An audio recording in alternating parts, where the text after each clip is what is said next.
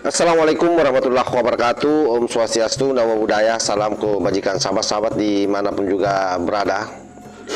Ini memang kelihatannya lucu sahabat ya, tapi nyata. Jadi gugatan tim Panci CS di Solo itu yang berkedok CLS yang katanya mau membongkar Jokowi, malah jadi acara klarifikasi massal yang berbalik menguatkan Pak Jokowi sendiri sahabat.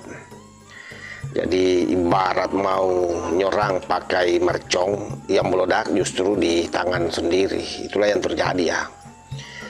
Karena saksi ahli yang didatangkan oleh para penggugat justru kemudian membuat Pak Jokowi semakin di atas angin. Salah satu contoh misalnya dari UGM, salah seorang dosen, beliau menjelaskan soal bagaimana foto di ijazah itu yang pada tahun itu memang sangat lazim dan diizinkan untuk menggunakan kacamata. Padahal selama ini kan itu yang dibantai habis-habisan oleh Roy Suryo, Panci, dan Dokter Tipa, dianggapnya bahwa hal itu ganjil sahabat. Nah, untuk lebih jelasnya ini coba kita cek videonya secara bersama-sama.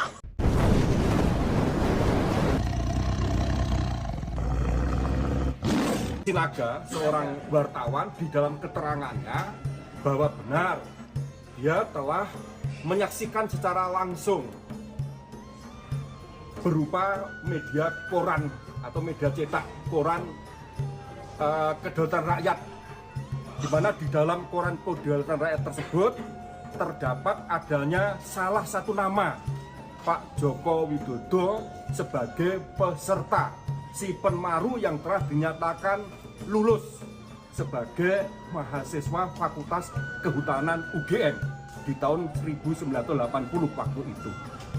Untuk selanjutnya, saksi Michael ini juga memberikan satu keterangan yang pada pokoknya bahwa benar dia telah diberitahu oleh Pak Roy Suryo ketika melakukan pemeriksaan terhadap karya ilmiah para mahasiswa dalam bentuk skripsi di perpustakaan UGM yang terjadi tidak sebatas skripsinya Pak Jokowi, tapi ada beberapa skripsi. Ini keterangan saksi. Ya, ada beberapa skripsi juga terdapat adanya ruang tanda tangan penguji yang belum ditandatangani. Kemudian yang ketiga, telah melihat juga adanya buku alumni, di mana di dalam buku alumni tersebut tertera nama Pak Jokowi. Nah, masalah di dalam buku alumni tersebut terdapat adanya data yang keliru, menurut saya itu hal yang lazim. Misal, mengenai data Pak Jokowi, salah satunya alumni SMA 6 Jogja. Nah, itu ada kemungkinan terjadi adanya suatu kelalaian atau kealpaan dari pihak petugas, dan itu bisa kami konfrontir dengan saksi-saksi yang akan hadir di kemudian. Nah, selain itu, ini yang selama ini selalu disangsikan atau diragukan oleh masyarakat termasuk penggugat mengenai kacamata. Nah, oleh Dr. Bagas, salah seorang dosen UGM yang dihadirkan oleh penggugat untuk memberikan keterangan sebagai saksi fakta, secara tegas dia menyatakan itu waktu untuk foto yang ditempel di ijazah diperkenankan mengenakan kacamata, sepanjang itu bukan kacamata hitam. Dan terbukti bahwa saksi Bagas dari Fakultas Teknik Program Studi Teknik Nuklir, di dalam ijazahnya juga tertera dia mengenakan foto yang berkacamata. Berarti apa yang diragukan oleh masyarakat termasuk penggugat selama ini, bahwa Pak Jokowi mengenakan kacamata dianggap tidak lazim, terjawablah juga. Jadi kalau kita mendengar apa yang disampaikan oleh pengacara Pak Jokowi itu, saya kira penjelasan dari Michael Sinaga ataupun dari dosen UGM itu membuat Panci CS semakin ambruk sahabat ya. Bayangkan saja bertahun-tahun Roy Panci CS ini ribut soal satu hal.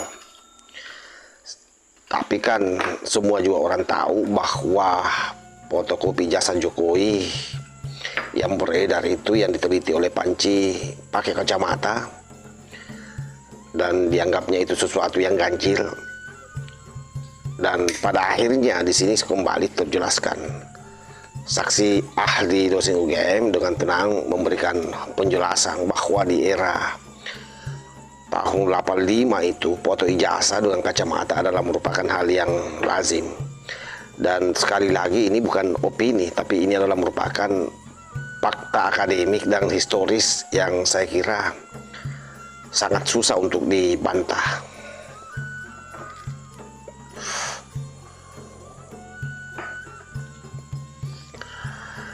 Artinya sejarawan pendidikan juga telah menjelaskan itu, bahwa memang pada masa itu belum ada standar kotak foto formal seperti sekarang. Dan ahli fotografi analog menegaskan bahwa kacamata tidak dianggap pelanggaran visual, karena fokus foto adalah identitas, bukan sebagai estetika.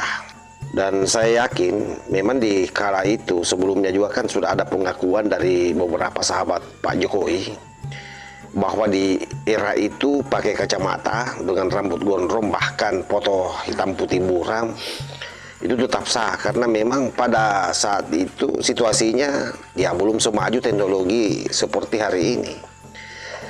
Jadi kalau kita bicara soal keganjilan, maka sesungguhnya yang ganjil itu bukan foto ijazahnya Pak Jokowi, tapi orang yang memaksa standar 2024 masuk ke tahun 1980-an.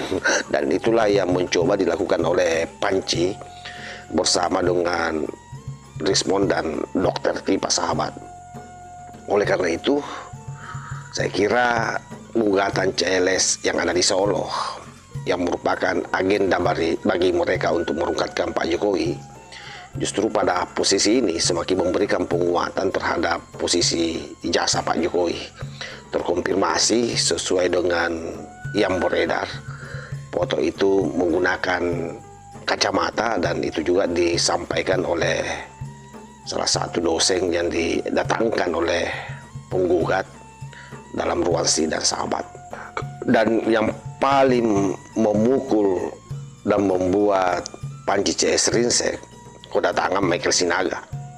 Dia menyampaikan fakta yang saya kira memang ini sederhana ya, tapi sangat mematikan, di mana dia menegaskan di dalam ruang persidangan, karena dia juga salah satu saksi penggugat, bahwa nama Jokowi tercatat di media harian salah satu media waktu itu, menyatakan bahwa Pak Jokowi lolos masuk di UGM, yaitu pada tahun 80. Dan saya kira ini penting, karena ilmu sejarah dan jurnalis menyebut arsip media cetak adalah merupakan dokumen primer, dan dokumen ini juga kan sudah disita oleh Polda Metro Jaya, bahwa betul Pak Jokowi namanya ada, dan bahkan itu juga sudah pernah viral di salah satu channel, kalau saya tidak salah yaitu Mo1 TV ya, itu sudah pernah meng-up informasi terkait dengan itu. Makanya kalau kita memakai pendekatan ahli historiografi, mereka bersepakat bahwa kalau nama muncul di koran sezaman itu lebih kuat daripada opini puluhan tahun kemudian. Jadi karena istilahnya ada kitab sejaman yang pernah mengutip nama Pak Jokowi lolos masuk UGM, kalaupun hari ini Roy Panci CS keluar bahwa Pak Jokowi tidak lulus, tidak kuliah di UGM, tidak akan ada yang percaya sahabat, kecuali orang gila. Mau dipelintir bagaimanapun, koran tahun 80-an saya kira belum kenal yang namanya Twitter, dia belum kenal yang namanya YouTube, tidak kenal yang namanya framing. Dia normal saja keluar seperti itu. Makanya kalau kita melihat gugatan ini atau persidangan ini, justru kemudian membuka panggung klarifikasi yang sifatnya ilmiah. Dan ironinya karena kemudian penggugat bawa saksi, tapi saksi malah menguatkan Pak Jokowi. Oleh karena itu ini bukan blunder biasa, tapi ini bunuh diri naratif sebenarnya, karena ketika ilmuwan bicara, seluruh narasi yang sifatnya sensasi itu langsung kehilangan oksigen, langsung kehilangan makna. Akademisi kan bekerja berdasarkan data, yang namanya aktivis narasi bekerja dengan asumsi, dan itulah yang dipertontonkan oleh gerombolan Panci CS. Dan yang namanya pengadilan sahabat itu bekerja berdasarkan bukti. Nah, itulah yang membuat gugatan mereka semua mental. karena data-data dan buktinya semua tidak valid. Makanya kelihatan sekali bahwa ini gugatan bukan untuk menang, tapi untuk memelihara keramaian saja. Jadi setidaknya narasi ini terjaga di media. Masalahnya keramaian tidak otomatis jadi kebenaran, kan seperti itu. Justru kemudian ini telah menghantam kembali mereka. Yang terakhir yang saya mau sampaikan kepada sahabat-sahabat, bahwa gugatan Panji CS di Solo ini justru jadi etalase telanjang. Tuduhan mereka runtuh oleh saksi sendiri, narasi hancur oleh arsip yang benar-benar membuat nama Pak Jokowi termaktub di situ. Oleh sebab itu sensasi kalah oleh ilmu pengetahuan. Dan yang namanya Roy CS, saya kira sekarang memang betul-betul berada di posisi paling menyedihkan, apalagi menjelang P21 dan sebentar lagi masuk persidangan, sahabat.